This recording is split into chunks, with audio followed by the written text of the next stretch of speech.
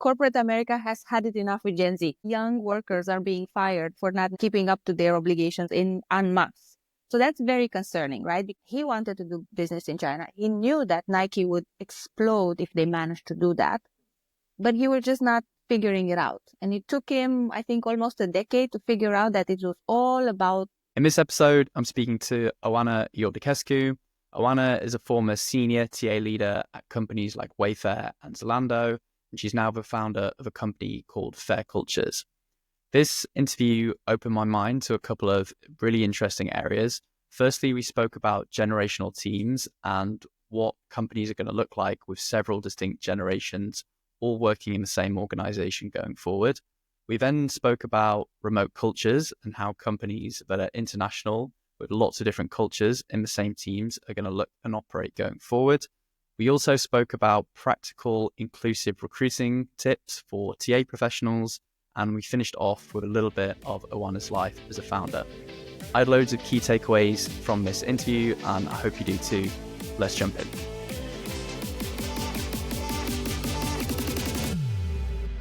Oana, thanks for joining me. Hey, Joe. Nice to be here. Nice to see you again. I was looking at your website while preparing for this, and there was an amazing article on generational teams and generational diversity, which, to be honest, I know next to nothing about, but this article was amazing, and we'll link it afterwards. So just to quote a couple of things on there. Workplaces have never been as age diverse as they are today. For the first time in modern history, workplace demographics now span up to 4 or even 5 distinct generations. Then just below that, there were 3 statistics. 60% of workers report the presence of generational conflict. 70% of older employees dismiss the abilities of younger co-workers. 50% of younger colleagues dismiss the abilities of older co-workers. How are you thinking about generational diversity? Well, that article came on the back of a fair dialogue that we're doing every week. And we had Ana Sarmiento, who is an expert on age diversity in the workplace. And I think a few days after, I actually saw another article, news almost, like let's say the corporate America has had it enough with Gen Z. And there was a very big coverage about how young workers are being fired for not necessarily keeping up to their obligations with roles en masse. So that's very concerning, right? Because this is one of the biggest cohorts of workers, of people who will access the workplace in the next decade.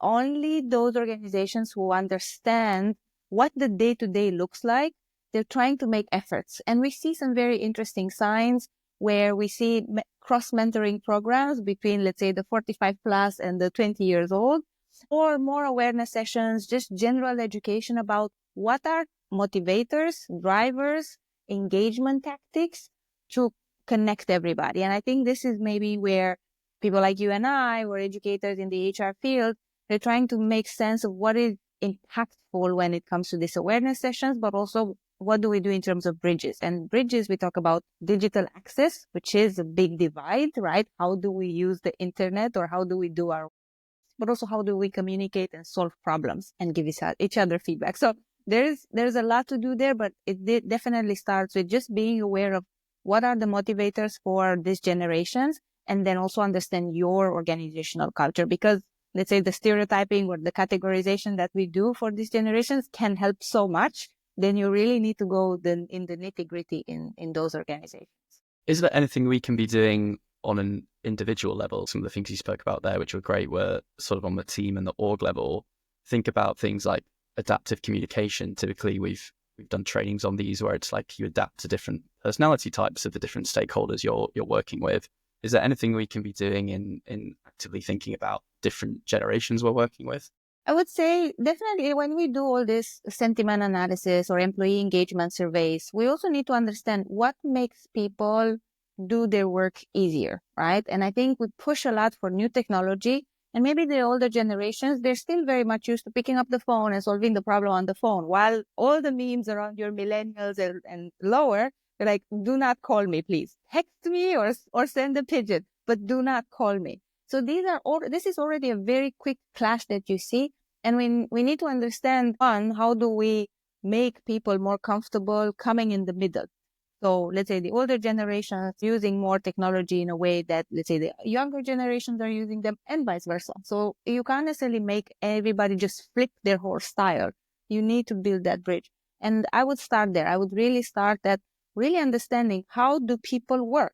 How do they do the same work? Let's say you have a customer service agent who is 50 years old and then a 20-year-old. How do they do their work differently, and how do they help each other? Similar topic that I've seen you spoke about is teams are becoming more global and we're working with different cultures. And we're seeing this even in startup organizations where typically you might have just, your first 10 hires would have been in London, but now they're across the Philippines and South Africa and the US and wherever else you may hire from. Are you thinking about that in a similar way, or are there any different things when we're thinking about working with lots of different cultures at the same time? I recommend reading Phil Knight's book, Shoe Dog. This is the founder of Nike. And I think a third of the book is about him failing to do business in China. And there's a revelation point where, like, he wanted to do business in China. He knew that Nike would explode if they managed to do that, but he was just not figuring it out. And it took him, I think, almost a decade to figure out that it was all about customs and behaviors and the way people communicate. And he had to switch a little bit. He had to kind of understand what is going to make this counterparty tick and what is going to make this counterparty trust me, because business is very much relying on trust. And I think this is also where the teams come in. There is a certain instinct to just ignore, let's say, be culture blind, but that's not the way to go. The moment conflict will arise, people will withdraw to their normal behaviors, or the way people would grant trust is if you made that small effort. And I always think about this as being a tourist in a country. You know, when you go to a new country and you learn maybe your 10 words and the locals love you because you made that very minimal effort to say, quiero un café in Spanish when you go on holiday, right?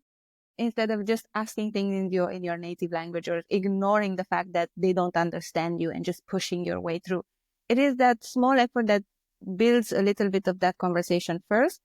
But then again, teams benefit greatly by establishing rituals that both work for both or third parties or fourth parties, right? And here, I always advise, if you have an organization who has employees all around the globe or trying to, as early as possible, if there is a way to ritualize communication, that would be great.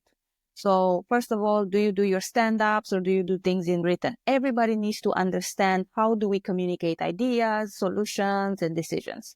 If that is not understood, it's going to be a lot of confusion and probably a lot of conflict as well. Second, there are some methods out there that maybe simplify things. In an organization I was working before, there was, from onboarding, a very big push on answer first communication. And for those maybe a little bit familiar with Erin Meyer's culture map, you will see that some regions use very high context type of communication and some regions some very low context type of communication.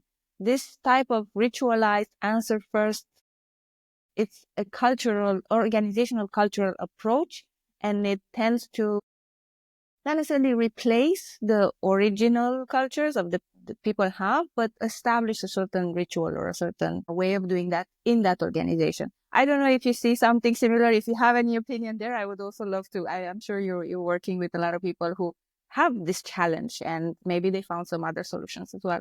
Quick pause to talk about one of our partners, Pinpoint. Pinpoint provide an applicant tracking system that's easy to use, looks great, and is packed with helpful features. However, after working with Pinpoint for over a year now, my favourite thing about them is actually the team itself. They built this flexible software and they're committed to moulding that to every single customer they work with to fit their hiring context and specific needs. I'm also a big fan of their free recruitment trends tool, where they give away benchmarks from their customer data. I'll link to that below. Back to the interview. The first thing I think about when you're saying, like, my mind goes to like marketing, and like every single company's probably got a very Persona. like detailed and strict persona, but also they've got like brand guidelines for when they're working with partners. So a new partner can work with them and straight away understand how to communicate that brand and work with that brand, right? I'm not sure how common it is in terms of like culture and communication. What percent of orgs do you think are doing this? Very few.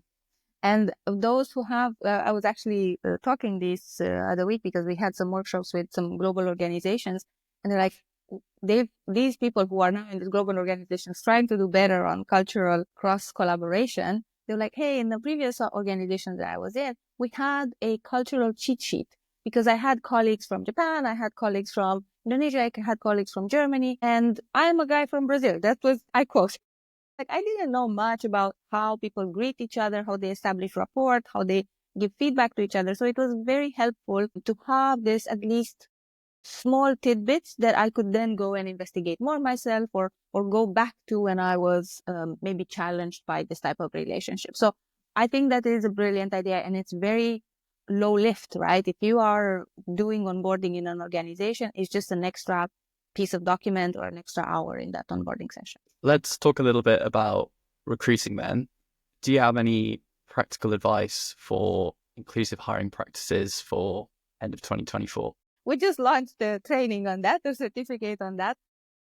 I do think there is a certain level of mindfulness that there are limitations in our approach. First of all, we have our human limitation. Every person has personal biases, and then we have our collective biases in an organization. I would definitely advise people to take the Harvard Implicit Association test for your self-awareness.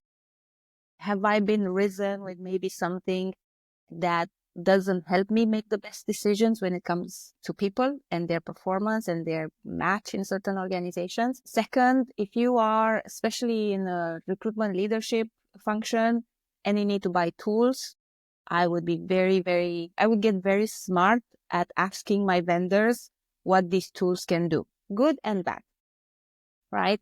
This testing of tools, adoption of tools, they can bring bias in organization because now more and more we're using them with matching algorithms, recommender systems, AI a little bit more, and probably even more in the next 4 or 5 years. We see the conversation about AI agents more and more. We saw, I don't know if you've seen, but LinkedIn just launched an AI assistant. And if you've seen the demo, it's very impressive, but it can also be very limiting in terms of giving you the same candidates over and over again to the same to different recruiters. So do we ask the questions that we need to ask when choosing these tools and when onboarding new vendors in our tech stack?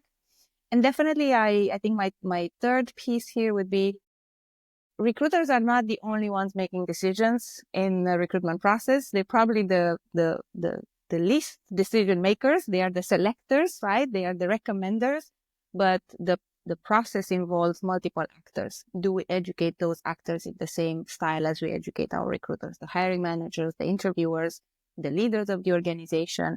So a mix between training and awareness, tooling usage, and then self-management and self-growth, growth mindset in that, because we will continue to learn what bias looks like, what the different people can bring to an organization, and how to manage this diversity within. Yeah, on tooling, I think one of people's problems more broadly with AI tools at the minute is the shortlist of candidates it produces.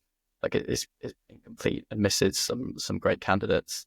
And even like more on the DEI front, I was reading a report just this morning actually, which was like tools that companies are using to screen whether candidates are using AI in their application process at the moment.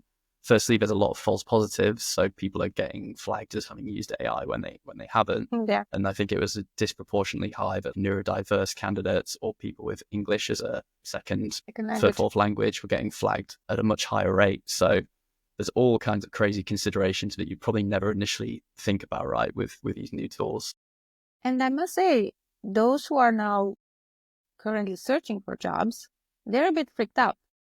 And they feel left out, and they feel like, hey, all these companies are using all these fancy tools, and I'm here struggling, doing 40 applications a week, and I'm not necessarily finding what I need, and I don't get context, and everything is super slow. So I think organizations still need to think hugely about the candidate experience, whether we then hire them or not hire them.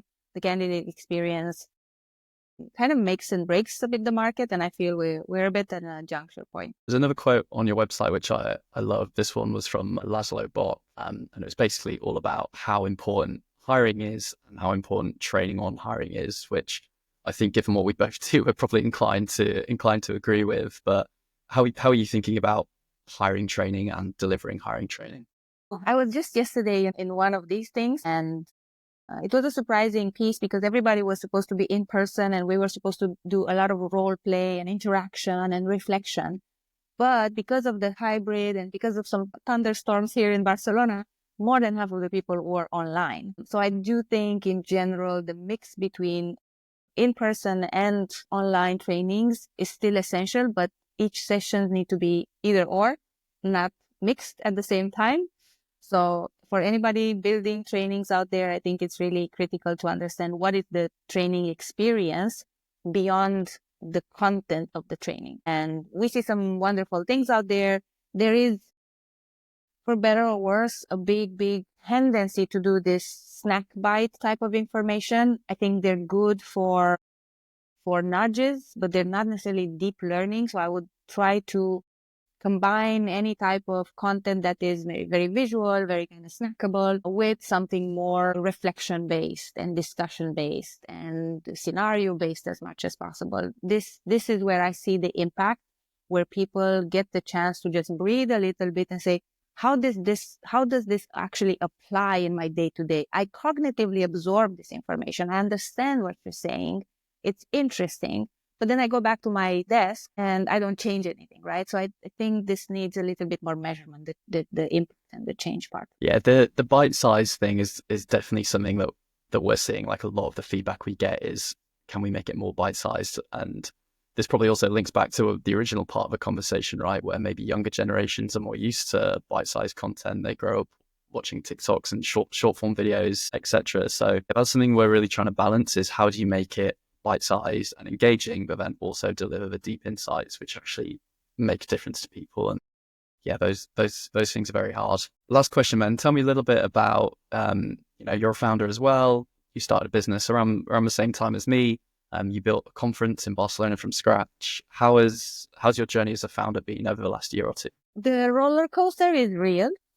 I think for me, it was very important to do something where I feel I can have impact at scale. And the conference was the statement, right? We want to talk to a European community. We want to get people out of their silos. So Fair Barcelona is now in planning for 2025. We're going to announce next week. We're shooting our promo video this weekend. It's a very interesting journey with that. And we receive support from the community because I think we've kind of attained our purpose with that.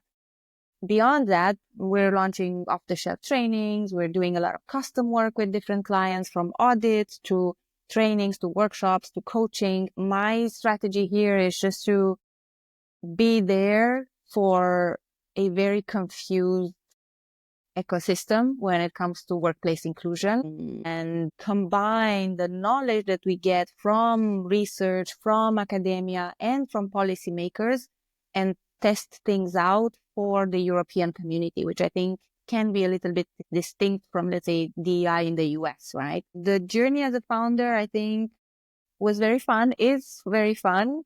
And I guess the biggest happiness point now is that there is a small team. It's not just me anymore. I think when I started, like, I'm going to do this by myself.